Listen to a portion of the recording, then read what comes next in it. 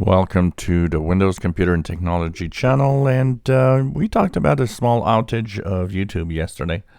And of course, there were quite a few people that came to this channel and commented and asked me, hey, do you know if there's a problem with YouTube? I'm wondering if it's my computer or not.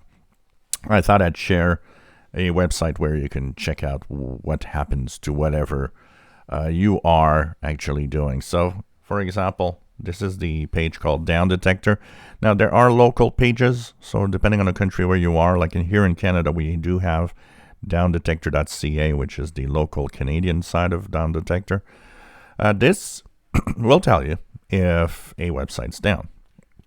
All you have to do, for example, YouTube yesterday, just enter YouTube and press enter. And here you'll see that will be offered the results for YouTube. And here you can click YouTube, general YouTube.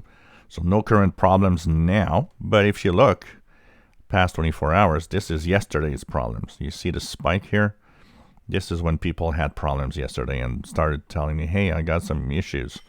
So when you see that there's a spike in a moment, or if particularly because down here is the time frame of the local time. So if there's a spike at the end here at the local time we are, you know something's wrong. Now, they do have also the report here at the top. So you can actually see just right here, right now, no current problems at YouTube. But when there's a spike like this, you'll see that here is going to say, yep, looks like YouTube's got a problem.